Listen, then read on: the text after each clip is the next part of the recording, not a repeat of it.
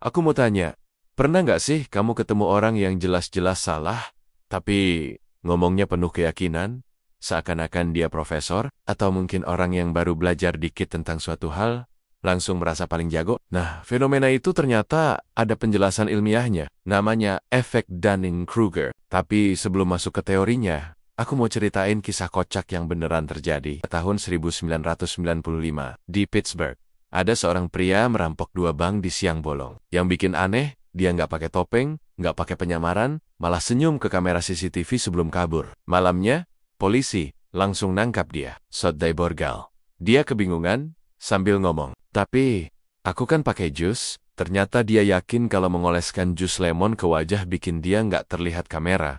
Kenapa? Karena jus lemon memang dipakai untuk tinta tak terlihat. Jadi dia mikir, kalau bisa bikin tulisan nggak kelihatan, pasti bisa bikin wajahnya juga nggak kelihatan. Lucu banget kan? Bahkan setelah ditunjukin rekaman CCTV, dia masih nggak percaya. Dia pikir rekamannya palsu. Polisi memastikan orang ini nggak gila, nggak pakai narkoba.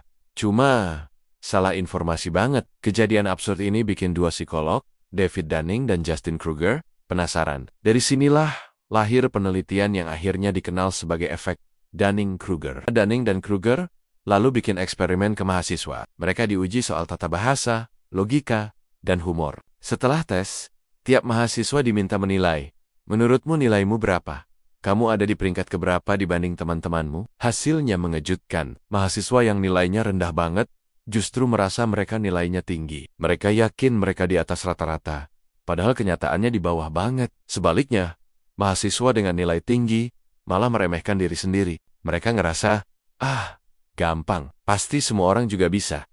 Dari sini lahirlah kesimpulan, orang yang paling tidak kompeten sering gak sadar betapa tidak kompetennya mereka. Efek Dunning-Kruger sering digambarkan dalam grafik. Ketika kita baru belajar sesuatu, misalnya fotografi, coding, atau main gitar, baru tahu dikit, langsung ngerasa jago banget. Confidence naik tinggi. Tapi makin belajar, makin sadar, ternyata ilmu ini luas banget. Confidence langsung jatuh. Hanya kalau terus belajar sampai ahli, confidence pelan-pelan naik lagi, tapi lebih realistis. Jadi intinya, semakin sedikit kita tahu, semakin kita merasa tahu segalanya. Sebaliknya, makin banyak kita belajar, makin sadar kalau kita sebenarnya tahu sedikit banget. Efek ini bisa kita lihat di banyak hal. Di acara talent show, ada peserta yang nyanyi false banget, tapi pede setengah mati. Begitu ditolak juri, mereka kaget dan gak terima. Dalam berkendara, 88% orang mengaku mereka lebih jago nyetir daripada rata-rata. Padahal, secara statistik itu nggak mungkin. Bahkan di dunia akademis, ada penelitian yang nunjukin 94% profesor merasa mereka lebih baik dari rekan sejawatnya. Lucunya, kalau semua orang merasa di atas rata-rata, berarti sebenarnya ada yang salah dengan cara kita menilai diri sendiri. Itu banding 0,0. Biar gampang, bayangin, ada orang namanya Mike. Dia fotografer amatir. Pengetahuannya soal fotografi masih kecil, tapi dia pikir udah ngerti hampir semuanya. Jadi dia sangat percaya diri. Lalu bandingin dengan fotografer profesional yang udah 7 tahun kerja. Dia jelas lebih jago. Tapi karena tahu betapa luasnya dunia fotografi, dia sadar masih banyak yang belum ia kuasai. Jadi kadang malah ngerasa aku belum cukup hebat. Nah, disinilah masalahnya. Orang seperti Mike terlalu percaya diri karena nggak tahu apa yang nggak dia tahu. Sementara si profesional malah lebih rendah hati karena tahu betapa besarnya hal yang belum ia pelajari. Sekarang pertanyaannya, gimana biar kita nggak jadi korban efek ini? Jawabannya simple.